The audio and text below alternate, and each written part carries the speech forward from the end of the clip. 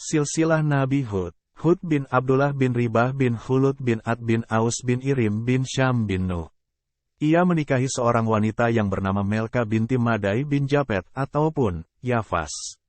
Nabi Hud merupakan keturunan dari suku Ad, suku yang hidup di Jazirah Arab, di suatu tempat bernama Al-Ahqaf yang terletak di utara Hadramaut antara Yaman dan Oman.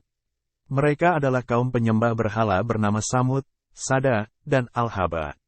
Mereka termasuk suku yang tertua sesudah kaum Nuh. Mereka dikaruniai oleh Allah tanah yang subur, dengan sumber-sumber air yang memudahkan mereka bercocok tanam.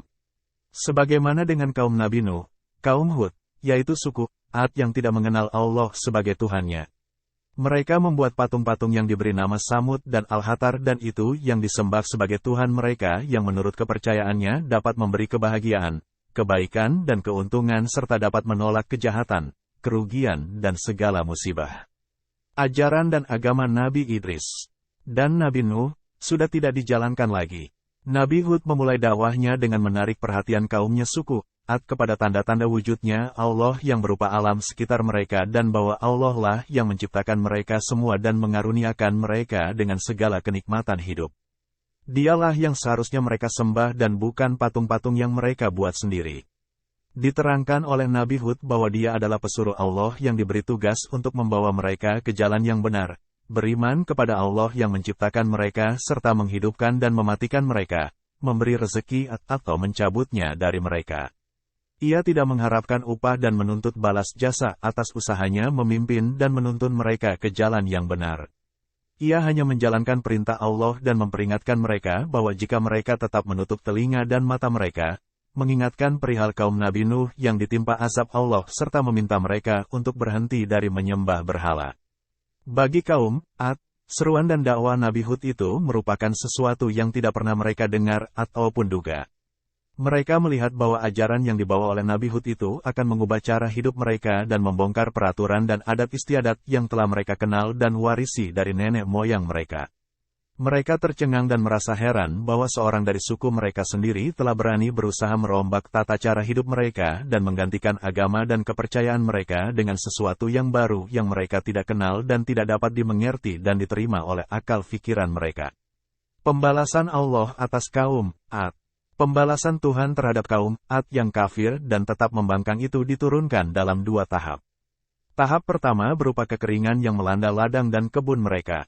Dalam keadaan demikian Nabi Hud masih berusaha meyakinkan mereka bahwa kekeringan itu adalah suatu permulaan siksaan dari Allah yang dijanjikan dan bahwa Allah masih memberi kesempatan kepada mereka untuk sadar akan kesesatan dan kekafiran mereka dan kembali beriman kepada Allah dengan meninggalkan persembahan mereka yang batil untuk kemudian bertaubat dan memohon ampun kepada Allah agar segera hujan turun kembali dan menghindari mereka dari bahaya kelaparan yang mengancam. Akan tetapi mereka tetap belum mau percaya dan menganggap janji Nabi Hud itu adalah janji kosong. Mereka bahkan pergi menghadap berhala-berhala mereka memohon perlindungan dari musibah yang mereka hadapi.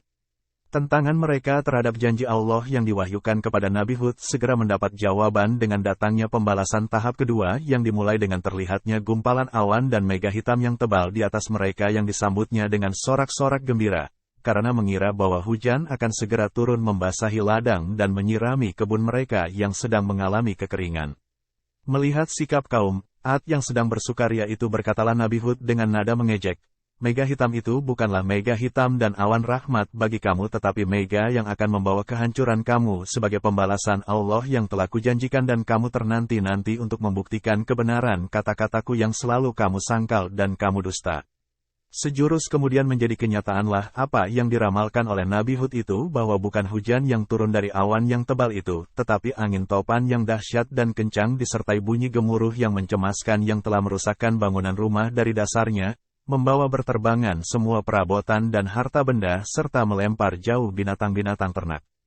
Keadaan kaum Ad menjadi panik, mereka berlari ke sana-sini, hilir mudik mencari perlindungan.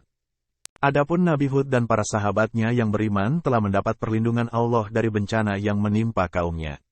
Setelah keadaan cuaca kembali tenang dan tanah Al-Ahqaf sudah menjadi sunyi senyap dari kaum Ad, pergilah Nabi Hud meninggalkan tempatnya berhijrah ke Hadramaut, di mana ia tinggal menghabiskan sisa hidupnya sampai ia wafat dan dimakamkan di sana.